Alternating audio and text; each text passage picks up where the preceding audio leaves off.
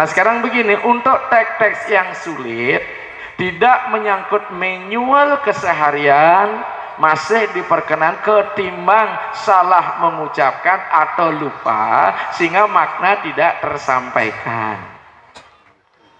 Itu namanya memudru. Tapi kalau rutinitas masih memudru, berarti namanya pemangku dan sulingnya malas belajar.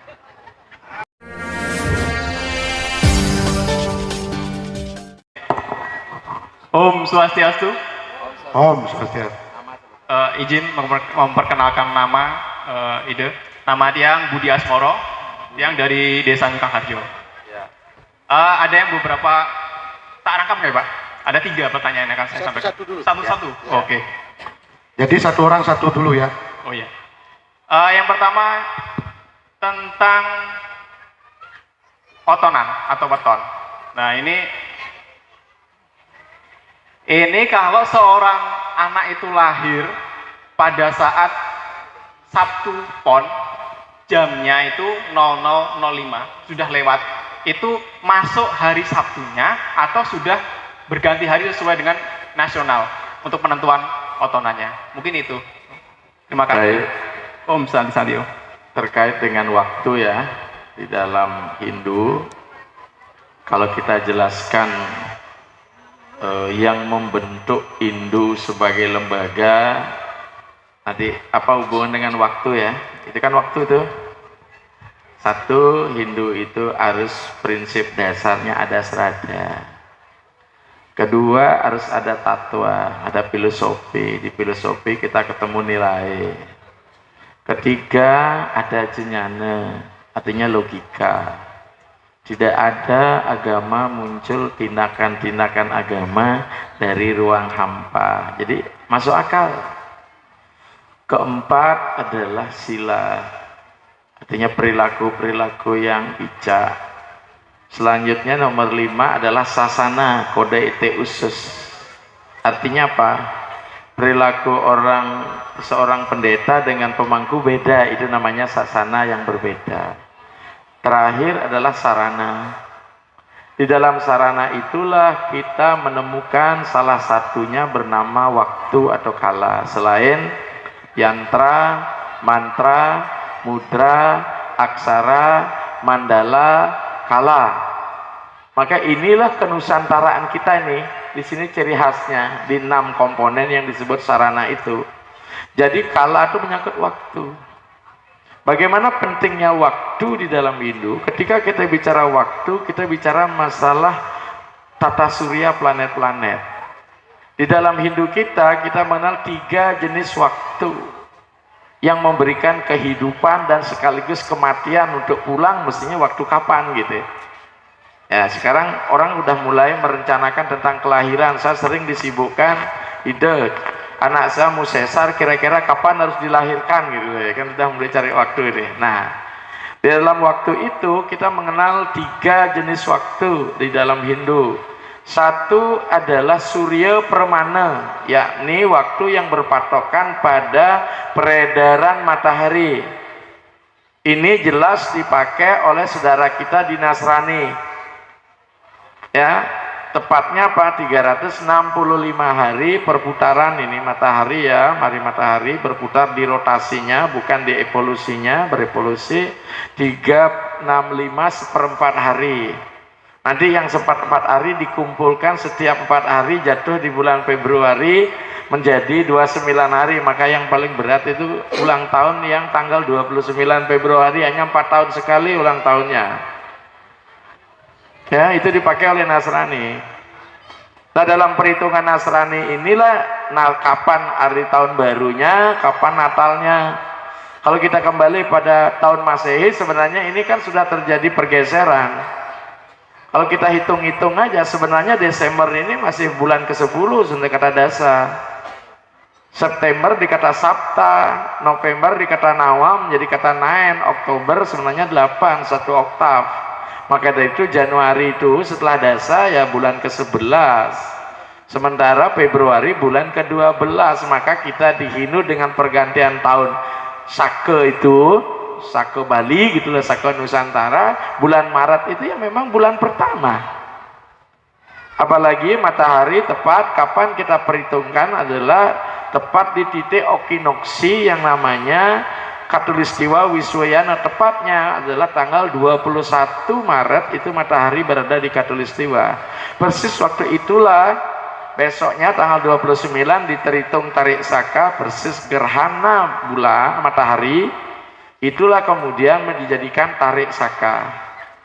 Jadi di Hindu mengenal bermacam-macam tarik ya. Nah, jadi itu Surya Pramana. Kemudian ada namanya Chandra Pramana. Tadi adalah solar system, sekarang lunar system. Itu peredaran bulan berotasi pada sumudan mengitari bumi. Lamanya 355 hari, maka terjadi selisih 10 hari. Di dalam perhitungan Indo, Nusantara, Bali khususnya, sisa yang 10 hari selisih matahari dengan bulan itu dikumpulkan 3 bulan, maka ada perpanjangan yang disebut dengan Mala Sada atau Mala Jesta. Maka itu nanti akan ketemu 2 penanggalan bulan yang lebih 1 hari, disebut Mala Sada utawi Mala Jesta. Baiklah. Kemudian dikawinkan inilah kemudian Surya dianggap sebagai maskulin, ya laki-laki, sementara bulan dianggap feminim, itu wanita. Di dalam agama Hindu antara wanita dan laki-laki itu selalu mendapat tempat, karena kita mengenal purusa dan pradana, purusa dan prakrti. Energi ini yang penting, ketika positif disampaikan dengan negatif jadi listrik sekaligus menjadi netral. Kemudian Nusantara juga kita tidak temukan di India, baik Jawa tadi kan disebutkan Sinta Landap Ukir Kulantir, ya, Warigadian dengan nyanyian itu termasuk sampai Jawa Barat itu ada namanya pawukon. Ini disebut dengan tarik bumi. Itu berdasarkan apa itu wawaran dan pawukon. Nah, wawaran yang disebut dengan 1 hari itu, wawaran itu artinya 1 hari, wawaran eko waro luang doi waro. Jadi 1 hari itu nanti akan dibagi dengan sistem dauh. Ada dauh kutika 5, ada astadauh yang 12 jam siang, 12 jam malam dibagi. Sementara dalam penanggalan internasional bahwa pergantian hari itu tengah malam, begitu 00 mulai 01 udah hari esoknya. Di dalam Hindu yang namanya perhitungan waktu yang disebut dengan dauh tidak dimulai tengah malam, tapi berdasarkan merah di timur yang disebut dengan muhurta abang wetan itu. Jadi mulai 06 itulah, maka orang yang lahir sebelum 06 itu tetap diperhitungkan hari lahirnya lah hari kemarinnya, tapi Masehinya sering dibawa ke hari esoknya. Tolong sekarang luruskan pautonannya, yang lahir tengah malam lewat sedikit sampai pranam itu masih otonannya kemarin, karakternya masih karakter kemarin. Namanya 1 hari itu mulainya rahina. Rahina kemudian menjadi rahina. Kata rahina artinya puncak kesadaran dan kecemerlangan. Tidak mungkin orang lagi pergantian hari tengah malam, itu hitungannya rahina itu hari terang artinya gitu. Maka orang Bali bilang jagatnya sudah rahina, jagatnya sudah terang gitu loh. Demikian nak. Oke, itu jelas ya. Sudah. Jadi peralihan dari gelap menuju terang. Iya. Jadi 06.00 ya. itu mulai terhitung. Oke. Sudah jelas. Nama siapa? Om Swastiastu. Om Swastiastu, turunkan mic-nya Bu biar Turunin. ya. Nama saya Nyoman Sumerti. Nyoman Nyoman Sumerti. Sumerti. Ya. Di sini saya akan bertanya. Nggih. Langsung saja ya, biar nggak banyak-banyak bertanya. Iya, langsung saja. Apakah boleh seorang pemangku atau bawati atau sulinggih lainnya saat menyelesaikan upacara masih membaca teks? Baik. Karena sering saya lihat masih ada yang membaca teks. Ya. Nah kemudian mungkin upacara yang telah dilaksanakan sudah selanjur lewat. Itu apakah diperbolehkan atau kira-kira diterima doa-doa yang masih sambil membaca teks? Iya. Demikian, terima kasih. Om Santi. Oh ya. Jadi bagus Ibu ya, Bu Sumerti ya.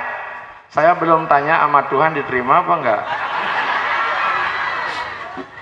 Sebenarnya begini Bu, kata puja, puj,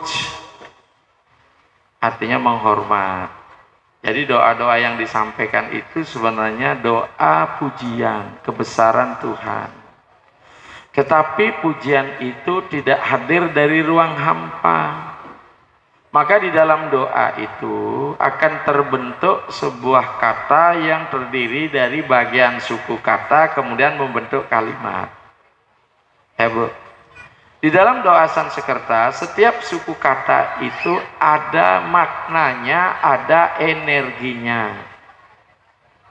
Nah banyak, kalau boleh saya katakan, ketika doa ini doa yang sulit dan tidak lazim dipakai oleh pendeta tiap hari, maka itu dalam setiap upacara seorang pendeta yang akan dimohonkan untuk menyelesaikan itu jauh-jauh hari sudah disampaikan. Misalnya saya ketika ngenteglingi besar tahu ragung gitu, 3 bulan sebelum hari H, tim saya yang akan ajak saya muput tetap harus ajak rapat dulu bahwa untuk mempersiapkan doa apa yang harus dilantunkan. Maka itu mohon perhatian umat kepada Romo Mangkunya ya. Nah, kita kan sering ini sesarinya cuma 1.000, berkahnya mau berlipat ganda ya enggak? Nah, kita sering mangkunya kok rakus sekali dengan sesari gitu lah. Sesari itu makin sedikit, itu sesari sedikitnya 100.000 itu apa? Sesayut sedikitnya 1 juta. Itu lejuk saya. Nah sekarang begini, untuk teks-teks yang sulit tidak menyangkut manual keseharian masih diperkenan ketimbang salah mengucapkan atau lupa sehingga makna tidak tersampaikan. Itu namanya memudru. Tapi kalau rutinitas masih memudru berarti namanya pemangku dan sulinginya malas belajar. Ya enggak? Saya mengatakan tidak boleh ini, makanya sulingnya kenapa nyuri sewano setiap hari, mangku juga ya. Tetap juga harus setiap hari menimbah kredit poin, 1 doa nambah, 1 puja setawa nambah gitu ya Bu ya. Daripada diem gitu, nggak ngerti apa-apa, bener kan doanya apa enggak kan gitu. Silahkan dengan catatan seperti tadi, doa-doa yang bersifat khusus yang sulit untuk dihafal dan memang tidak diberlakukan rutin setiap hari, tentu para pemangku, para sulingi bawati tidak bisa mengingatnya setiap hari. Oke, kita bantu. Tapi kalau terus setiap hari baca teks, umat katakan saya aja bisa seperti itu, kan baca teks kok. Ya enggak? Mulailah kredit poin dari sulingi itu menurun gitu ya. Jangankan itu, saya juga pada kerja besar saya baca teks Ibu, tapi saya tahu maknanya, sehingga dengan demikian misalnya ketika ingin baca teks itu jangan sama sekali buta. Misal ketika kita bicara doa kebiasaan lah, Aksudewa Pawitrani Ganggu, kita ingat depan-depannya, karena doa-doa Sanskerta itu banyak sekali menyebabkan kita ke beringer di tengah karena ada doa yang sama Bu. Antara puja pedudusan, puja pancelinga, puja catur, mirip-mirip itu. Kalau salah aja masuk rel bisa bantuannya A, kita pujain B.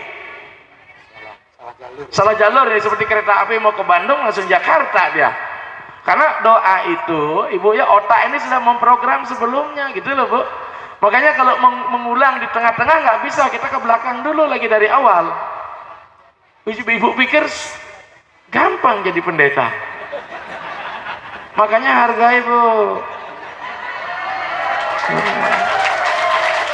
ya enggak? Oke, saya berikan penghargaan itu. Yang lainnya bisa baca.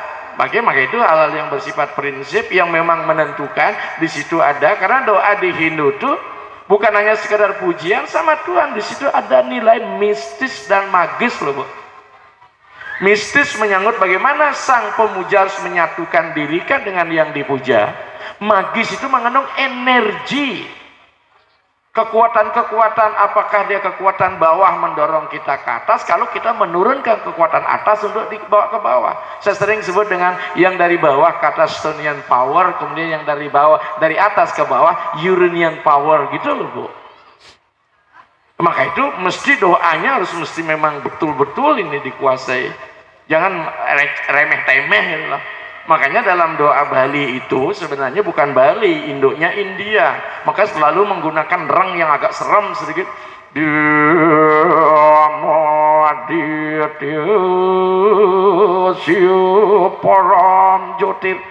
Kan serem loh. Jadi getaran alam semesta ini luar biasa digetarkan.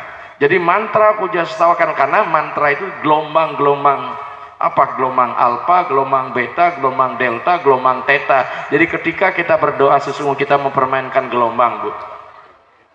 Itulah ya. Demikian, Bu ya. Sudah bisa dipahami? Bisa dipahami, Bu. Ya. Terus dulu pertanyaan.